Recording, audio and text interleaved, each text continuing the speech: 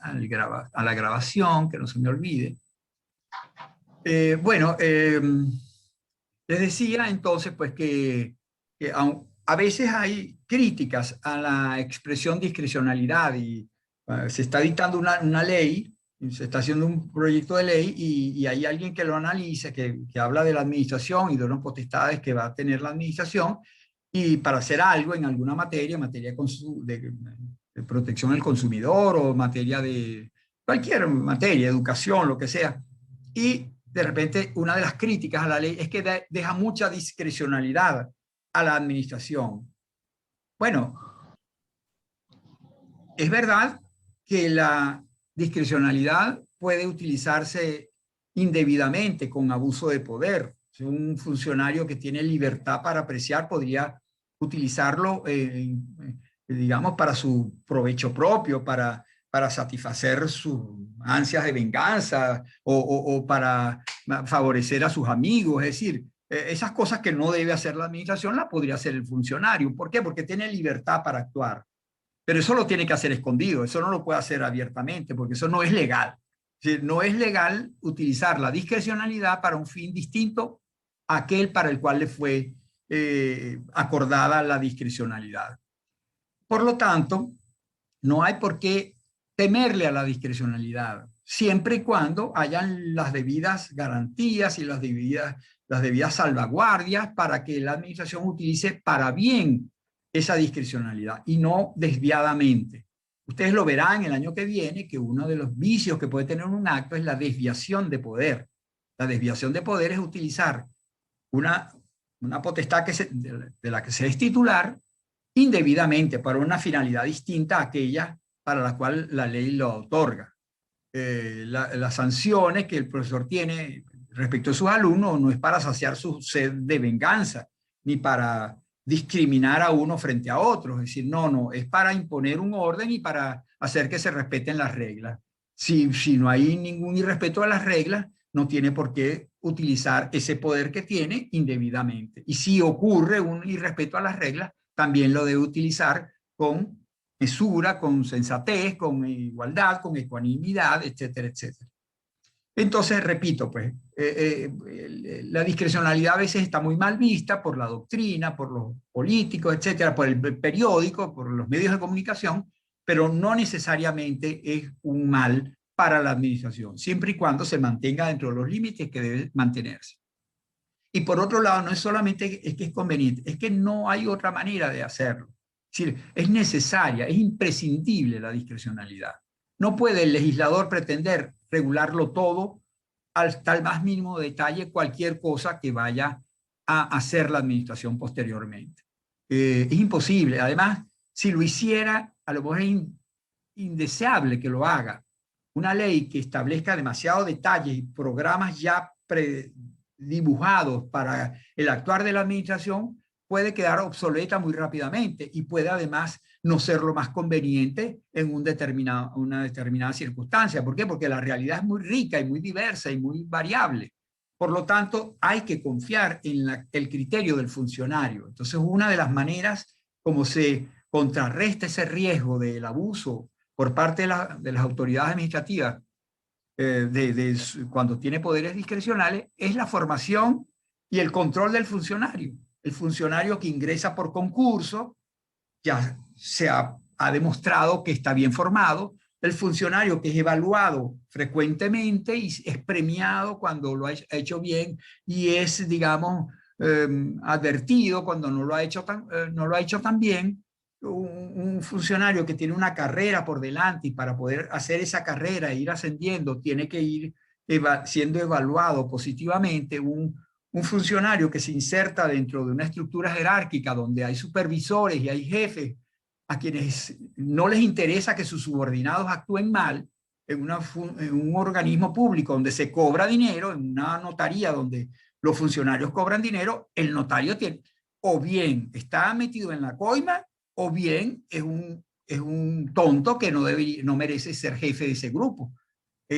O es cómplice o es un encubridor. ¿Por qué? Porque debe haber, para eso es la jerarquía, justamente para que los de arriba garanten, porque son ellos los que deben dar la cara. Entonces, un ministerio donde se cobra, si la Guardia Nacional cobra indebidamente coimas, bueno, yo no dudo que algo de eso le llegue al capitán, o al coronel, o al general. Y si no, no merece ser jefe de ese grupo, porque para eso hay los mecanismos de control interno que debe haber en cualquier organización. Es como en mi casa, mis hijos hacen lo que lo que le dé la gana, y le quiebran los vidrios a los vecinos y roban los cauchos del estacionamiento. Bueno, y yo no estoy allí justamente, yo no puedo decir, pero eso fueron ellos. No, no. Ahí tendría que haber toda una labor de vigilancia y de adiestramiento y de estímulo para que la gente actúe bien, para los que están bajo su jerarquía actúen adecuadamente. Bueno, entonces, a veces la discrecionalidad se puede, digamos, garantizar su buen ejercicio a través de mecanismos no legales, sino más bien administrativos, de gerencia. Bueno, todo esto para que continuemos. Parezco un predicador defendiendo la discrecionalidad. No, no es que la defiendo. Lo que quiero es dejar claro que la discrecionalidad a veces es necesaria, es imprescindible. No puede el legislador dejar de acordar algunos espacios de apreciación a los funcionarios en el entendido que los funcionarios van a actuar bien, porque han sido bien escogidos, porque son formados, porque son responsables, porque tienen orgullo propio por lo que hacen y sentido de la dignidad, y no les parece bien estar actuando indebidamente. Entonces no tenemos por qué esperar de ellos que van a actuar con abuso de los poderes que le han sido concedidos. Bueno, eso con respecto a la justificación o la crítica contra la discrecionalidad administrativa. Otro puntico que valdría la pena entonces también analizar ahorita, porque ya vamos a ir a lo que nos interesa, es cómo se controla la discrecionalidad. ¿Se puede controlar o no? ¿Está sometida o no al principio de legalidad? Lo que tendríamos que decir entonces, antes de hacer una referencia a eso, es la distinción entre potestad discrecional y potestad reglada. Y la superación de la clasificación entre actos discrecionales y actos reglados. ¿A qué viene esto? Al hecho de que yo comencé diciéndoles a ustedes que había una serie de tesis que decían que habían actos excluidos del control jurisdiccional de legalidad. Los actos de gobierno, los actos dictados en circunstancias excepcionales. Vamos a admitir a nuestra amiga Jennifer, pero no veo por qué. ¿Qué pasó con esto? ¿Qué pasó con esto? Es que estoy aquí, ya va, perdonen. Admitir y aquí subir. ¿Están viendo bien el esquema? ¿Lo ven bien? Activen el micrófono, por favor, y díganme. Sí, se ve. Sí. Ok, muy bien, chévere, estupendo. Entonces, decía, pues, según la doctrina, hay perdón, actos de gobierno, categorías de actos que están excluidos del control de legalidad. Ya hemos visto pues, que dos ya desechamos, no es verdad, por lo menos aquí en Venezuela, no es verdad que se trate de actos excluidos del control jurisdiccional de conformidad con la norma, ¿no? Lo que faltaría es ver, ¿y los actos discrecionales? Bueno, durante mucho tiempo se entendió que la administración dictaba actos discrecionales o actos reglados, dos categorías de actos distintos. Los actos reglados son aquellos, serían aquellos, de acuerdo con esa tesis, que están perfectamente diseñados y estructurados en las normas. Las normas dicen cuándo hay que actuar, quién va a actuar, cómo lo va a hacer, con qué intensidad, a quién puede ir dirigida esa decisión, de tal forma que el funcionario actúa como un programa de computación. Ustedes le dan a una tecla, borrar, y el programa borra. Ustedes le dan agregar y el programa agrega. Si lo que resultó está bien o está mal, no es responsabilidad del que toca la tecla, porque él no tiene ningún poder de apreciación. Él lo que hace es apretar una tecla y ya lo que la máquina va a hacer se lo prediseñó el programador. Bueno, así serían los actos reglados. Aquellos en los cuales el funcionario administrativo actúa como un simple ejecutor de un programa preestablecido y va cumpliendo con un papelito, con un lápiz, va chequeando. Pasó esto, pasó esto, pasó esto, bueno, la consecuencia es esto. Por ejemplo, el otorgamiento de la licencia de manejar, el permiso de conducir. La ley dice exactamente a quiénes se le puede dar, cuáles son los requisitos que tiene que cumplir. El funcionario lo que tiene que ver si están dados los requisitos. ¿Usted es mayor de edad? Sí, aquí está la cédula de identidad que lo demuestra. ¿Usted está saludable? ¿Ve bien? ¿No tiene un problema de salud que le impida manejar o que vaya a dar un ataque o algo así mientras va manejando y se convierta en un peligro para la colectividad? No, porque aquí hay un certificado médico que dice que usted es hábil médicamente hablando para conducir. ¿Usted sabe manejar? Sí, porque aquí hay un certificado que dice que usted sabe manejar. Además, aquí le vamos a hacer una prueba y en la prueba usted va tanto teórica para demostrar que usted conoce las señales del tránsito, etcétera, y que sabe que hay que manejar por la derecha y que hay que pararse en el semáforo rojo. Ok, si sabe todo eso y además sabe manejar, porque sabe estacionar, sabe arrancar, sabe frenar, entonces perfecto. Se dan todos los requisitos para que usted tenga el permiso de conducir. Y por lo tanto, al funcionario no le queda más remedio que agarrar el talonario y marcar ahí y firmar. Él no podría decir, ah, caramba, pero es que hay mucha gente manejando. Yo hoy no voy a dar. Todos los que vengan hoy no les voy a dar. O le daría a uno sí, a otro no. Sí, le daría a las mujeres, porque no, a las mujeres no, porque las mujeres manejan muy mal. Yo se lo doy a los hombres solamente, sí. El funcionario no puede apreciar ni el sexo, ni la raza, ni la edad, porque la edad no es de apreciación libre, la edad es la que dice la ley. Entonces, no puede apreciar absolutamente nada y por lo tanto no le queda más remedio. Si a él no le gusta que se estén dando tantos permisos de manejar, bueno, que le proponga a su jefe que modifiquen la ley, pero mientras está la ley, la tiene que cumplir y ya.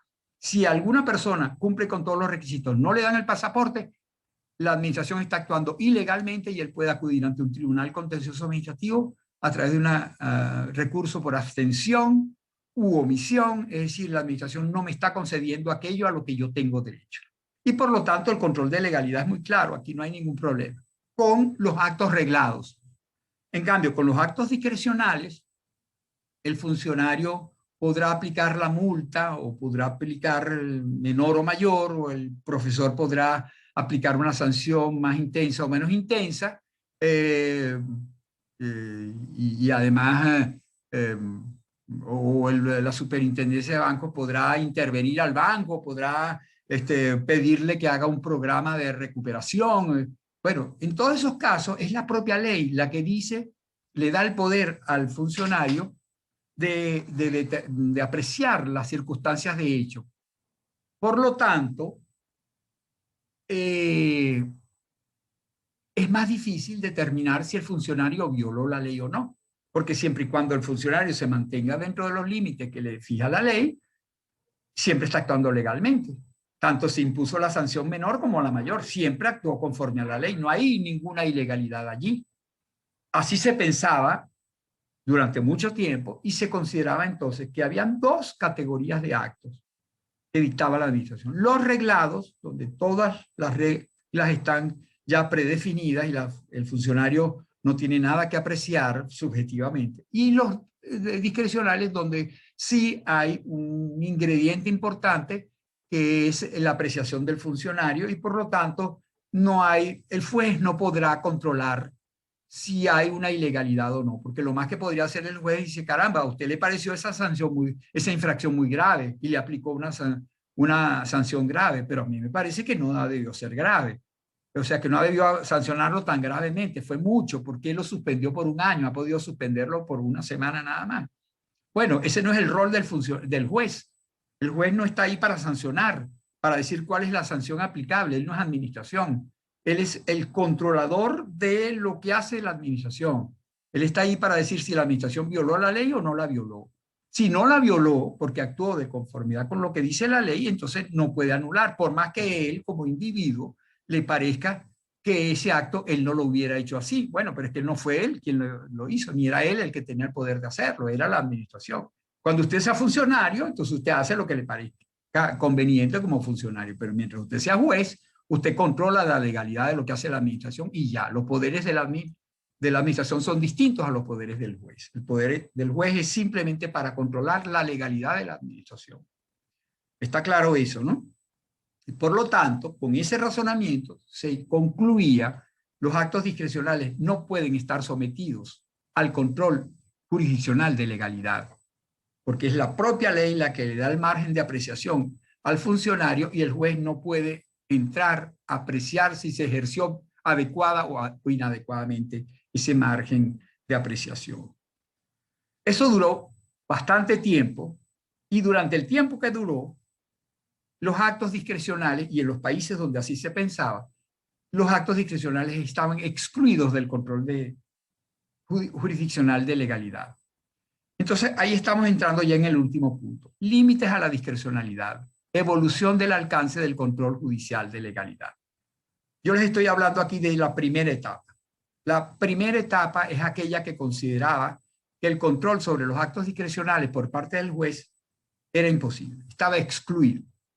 El juez, al ver que le impugnaba, estaba siendo impugnado un acto y él tenía que revisar la legalidad o no de ese acto, veía si el acto era discrecional, o si era un acto de gobierno, o si era un acto dictado bajo circunstancias excepcionales, sencillamente declinaba y decía: no, yo no puedo juzgar, yo no tengo poder para juzgar sobre la legalidad de ese acto. Y quedaban excluidos del control de legalidad, situación muy grave. Bueno, eso fue muy peleado, muy discutido por la doctrina, que se oponía a eso porque consideraba que eso era sencillamente un apoyo a la arbitrariedad y a la autocracia, y que estamos en un Estado de Derecho, y el Estado de Derecho debe hacer respetar los derechos y libertades de los ciudadanos, y por lo tanto no es aceptable que la administración pueda realizar actuaciones que no esté sometida al principio de legalidad o al control jurisdiccional de legalidad. Entonces, esa tesis pasó más o menos rápidamente y fue superada en muchos países, y cada vez más. Si queda alguno por allí todavía, hay leyes que dicen: los tribunales contenciosos administrativos no podrán controlar los actos discrecionales. No es competente para conocer los actos discrecionales. Eso ya casi no existe. Pero hay que decirlo porque todavía a veces hay esa mentalidad que considera que la administración puede libremente actuar cuando dicta actos discrecionales, y que los tribunales no podrán luego revisar la legalidad de esa actuación. Repito, esa situación fue superada por una nueva, que fue aquella que poco a poco, porque lo dijeron los autores, los analistas jurídicos, la doctrina, fue diciendo: mire, pero está bien que en los actos discrecionales, no todo acto es totalmente discrecional. Siempre hay en cualquier acto, por muy discrecional que sea, algún elemento de regla. Hay algunos elementos reglados en todo acto administrativo. Así sea la competencia, el funcionario que es competente para dictar la medida. Entonces, por ejemplo, la sanción a un alumno puede tener elementos de discrecionalidad, pero la competencia es clara. Quien puede aplicar la sanción es el profesor. No puede ser el bedel, no puede ser el secretario del consejo, no puede ser el decano, no, tiene que ser el profesor, si fuera el caso, pues, o el consejo de facultad. Sí, pero está claramente establecido cuál es el órgano competente. A veces también está establecido el procedimiento. Si no hay discrecionalidad en el quo modo, está establecido el procedimiento. Bueno, está muy bien, la administración puede adoptar la medida que quiera, pero siempre y cuando el funcionario competente utilice el procedimiento correspondiente, y si no lo hace, eso lo puede controlar el juez. Entonces, ¿por qué no admitir al control jurisdiccional de legalidad todo acto administrativo, aun cuando solo sea para controlar los elementos reglados de ese acto? No los discrecionales, pero los elementos reglados pueden ser controlados. Esa es la segunda etapa: control sobre la parte no discrecional de los actos. No es verdad que existan actos discrecionales y actos reglados. Hay potestades regladas y potestades discrecionales, más o menos regladas, más o menos discrecionales. Hay una especie de continuum desde lo más reglado, absolutamente reglado. Es muy difícil, pero bueno, pero es posible que haya un acto completamente reglado, como el que les señalaba de la licencia de conducir. Menos reglado, menos reglado, menos reglado, menos reglado, más discrecional, más discrecional, más discrecional, hasta bastante discrecional. Entonces hay actos que son muy, muy discrecionales, en el AN, en el QUID, en el quo modo, en el quantum. Entonces, en ese caso, quien se sienta afectado por el acto dictado por la administración, en ejercicio de esas potestades discrecionales que las puede tener, puede acudir ante el tribunal a impugnar el acto por violación de los elementos reglados del acto, porque no lo dictó el órgano competente, porque los hechos sobre los cuales se basa la decisión no eran correctos. Hay una mentira en la motivación. Dice, por cuanto usted se copió en el examen, yo lo sanciono. Yo estoy oyendo un ruido raro, pero estoy solo, entonces no vaya a ser un fantasma que está por aquí visitándome. Bromas aparte, sigamos pues con el tema de la segunda etapa, en la cual entonces, por ejemplo, eso, pues yo lo sanciono a usted porque se copió en el examen y resulta que usted no se copió, usted estaba, el papelito que tenía en la mano era la oración de José Gregorio Hernández para que lo ayudara en el examen. Y entonces yo incurrí en una violación de ley porque a un hecho que no está sancionado, no infringe nada, yo lo califiqué como si era el producto de una infracción por parte suya y por lo tanto le apliqué una sanción. Eso hay que anularlo. Si usted se hubiera copiado, el profesor hubiera podido aplicarle la sanción sin problema, pero si usted no se copió, ese acto hay que anularlo y eso lo debe revisar el juez y no se está metiendo con el tema de la discrecionalidad. Entonces, seguimos en el momento en el cual se permite que todo acto sea impugnado. No hay actos excluidos por ser discrecionales del control de legalidad. Pueden ser controlados por el juez en aquellos elementos del acto que no son discrecionales sino reglados. Entonces, esta fase duró más y es probablemente en algunos países donde todavía se encuentra la situación, porque ahí hubo que hacer dos cosas. En primer lugar, delimitar con precisión cuáles son los elementos reglados del acto.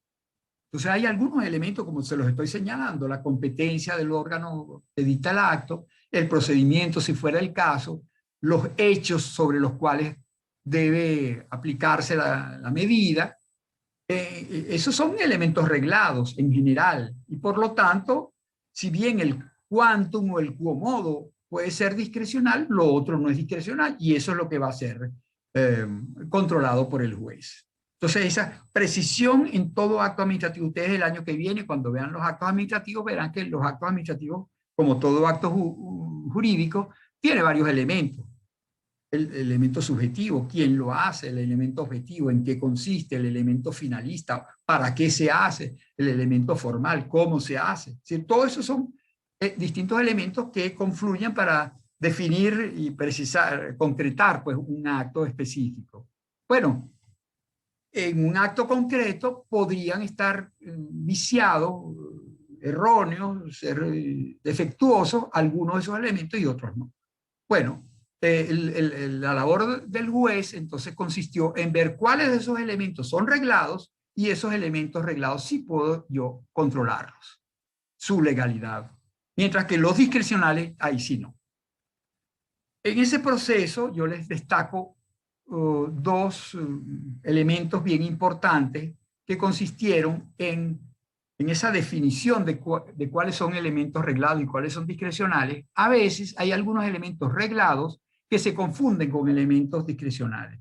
A veces la ley le da un cierto poder de apreciación al funcionario y cualquiera podría creer que ese funcionario tiene una potestad discrecional para apreciar esos elementos. Y resulta que no hay una potestad discrecional para apreciarlos. Son elementos reglados, solo que no son tan fácilmente determinables por cualquier persona.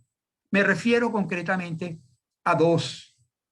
Hay otros, pero estos son importantes, solo pueden ver en el libro de Peñasolí, está muy claramente indicado con ejemplos y todo, ¿no? Uno de ellos es la discrecionalidad técnica. Es una falsa discrecionalidad.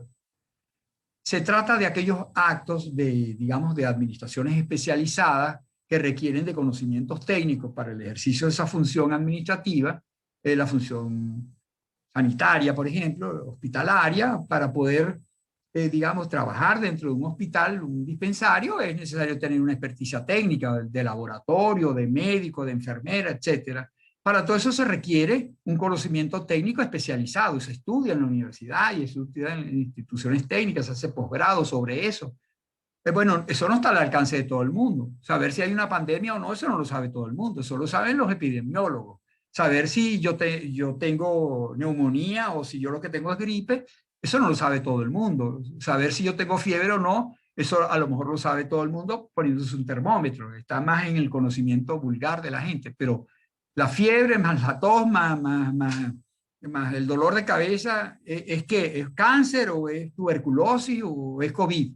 Eso lo sabe un médico especializado.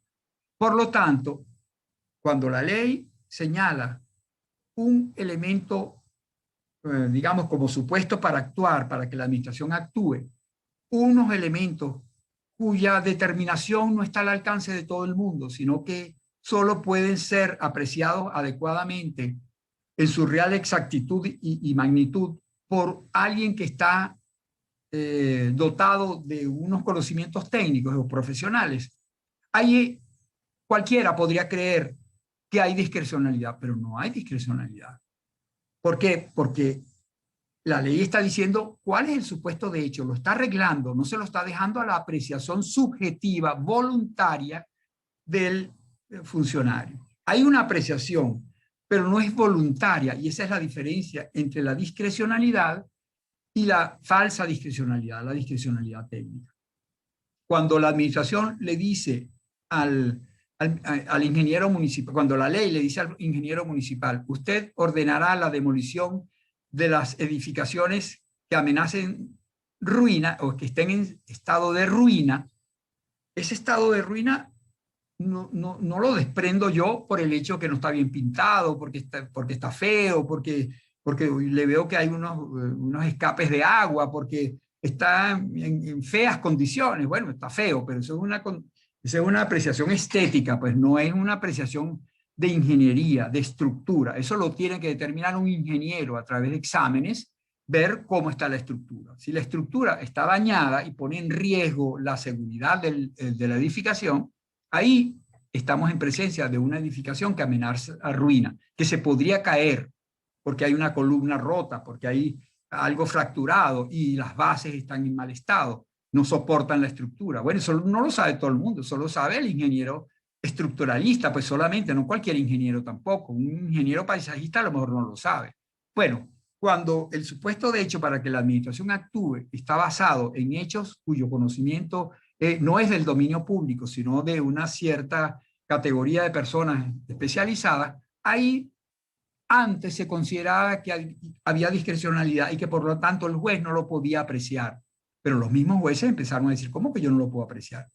Así como el ingeniero municipal que ordenó la demolición de eso, a veces ni siquiera se basó en su propio conocimiento, sino en el conocimiento de un técnico, de un experto que él tiene bajo su cuidado, en su planilla, pues en su nómina.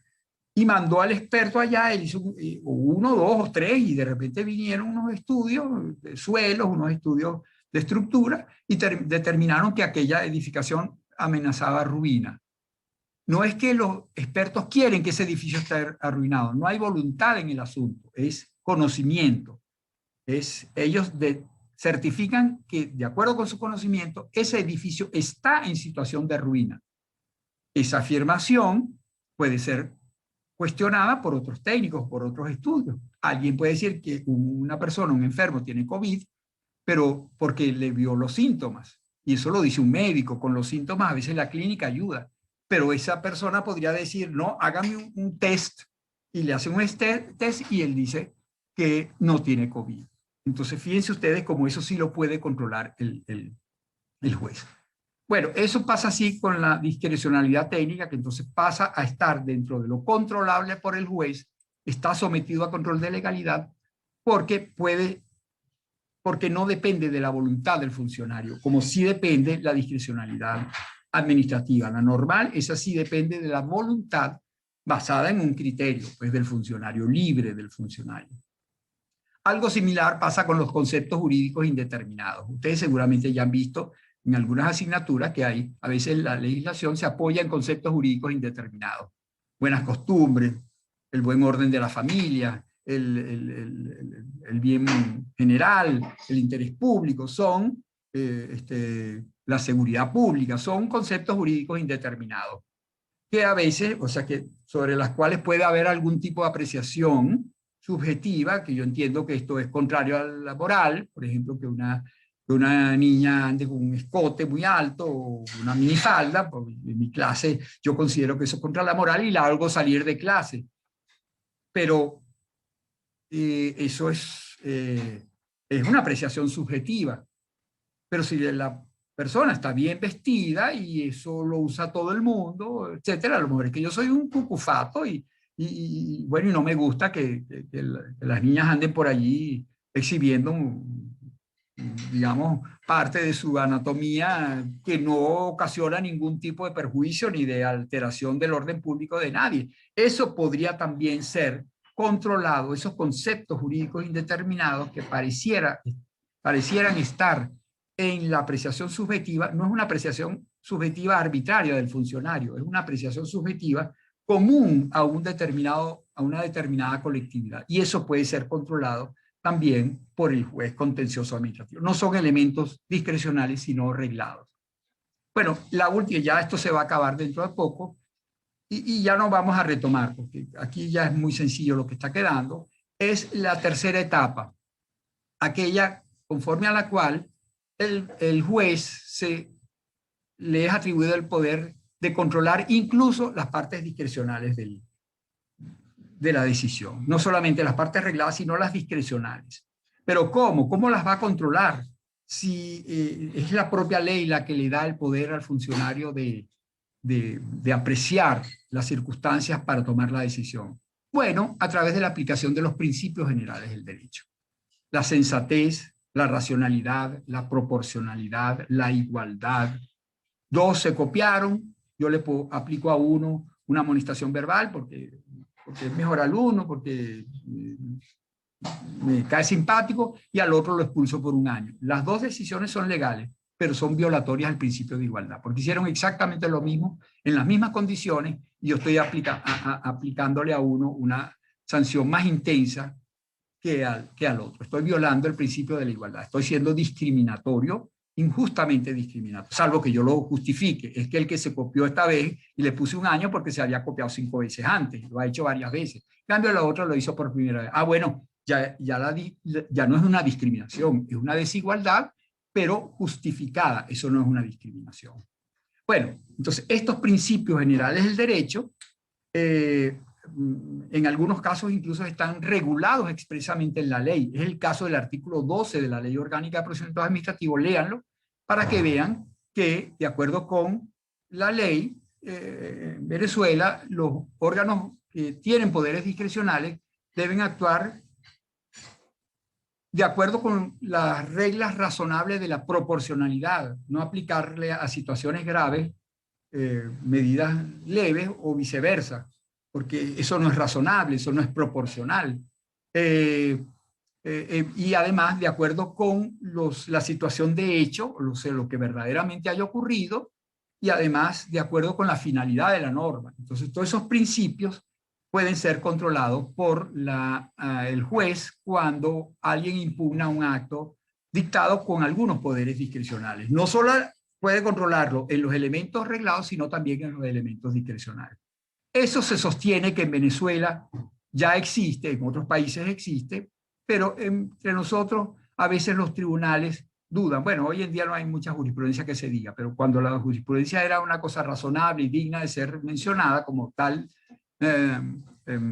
jurisprudencia, a veces los tribunales contenciosos administrativos les repugnaba la idea de controlar la discrecionalidad. No, eso es una apreciación libre de la administración, pero yo no me voy a meter. El presidente de la República dictó un decreto de expropiación. Bueno, es el presidente de la República, es el que aprecia si eso es un interés público o no lo es. Siempre, yo no me puedo meter en eso. El presidente de la República tiene un poder discrecional. En otros países no. En otros países se hace un estudio costos-beneficios. ¿Cuánto cuesta y cuánto en dinero, en en perjuicio social, en perjuicio patrimonial y respeto al patrimonio histórico, etcétera, en inconvenientes para la colectividad. Eso se va a través de expertos, se va midiendo y luego se mide al lado cuáles son los beneficios. Y si los costos son mayores que los beneficios, el juez anula esa decisión. Usted podrá tener una decisión muy discrecional, pero eso no es racional, no es proporcional lo que usted acaba de dictar y por lo tanto yo lo anulo. No está violando la ley, está violando los principios generales del derecho. Entonces, bueno, repito, pues en Venezuela, ojalá que se vaya hacia allá, pues, ¿no? Pero no con jueces, tienen que ser jueces imparciales y bien formados, que hayan estudiado para eso y que hayan demostrado ser personas neutrales, imparciales y que respetan la ley. Bueno, hasta aquí llega el principio de legalidad. Si tienen alguna pregunta, me la hacen rapidito antes que nos vayamos. Voy a stop share. Si tienen alguna pregunta, me lo dicen. Si no, activen su cámara, por favor, y el micrófono y nos despedimos hasta el jueves. ¿Pueden? Ok. Andrea, veo que tienes actividad. Andrea, tienes activado tu micrófono. Bueno, me encantó verte hoy y nada, pues cualquier duda que tengan sobre el examen, sobre la materia, eso me lo pueden entonces mandar por el privado. Si no lo quieren, digamos, hacerlo público, Sí, profe. o también por el público. Si tienen una duda que les parece razonable, díganla y yo al aclararla seguramente se los aclaro a los otros también. O lo tomen en cuenta para la próxima clase, ¿ok? Y en la próxima clase entonces empezamos ya con la organización administrativa. Yo dejé de compartir el esquema, pero la organización administrativa, ese es un tema bien interesante, bien bueno y bien útil.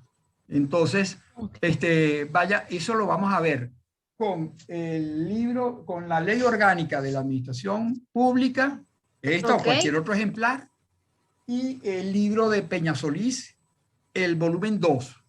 Hasta aquí llegamos con el volumen 1 de Peñasolís. Ahora el volumen 2 es la organización administrativa, personas públicas, órganos, sujetos, ministerios, institutos autónomos, universidades, los órganos de la administración y las reglas que existen entre ellos, las distintas categorías. Yo creo que si lo enfocamos bien no se hace fastidioso, sino además ustedes ya han visto personas, pues con el derecho civil personas. Bueno, entonces vamos a ver las personas en el derecho público.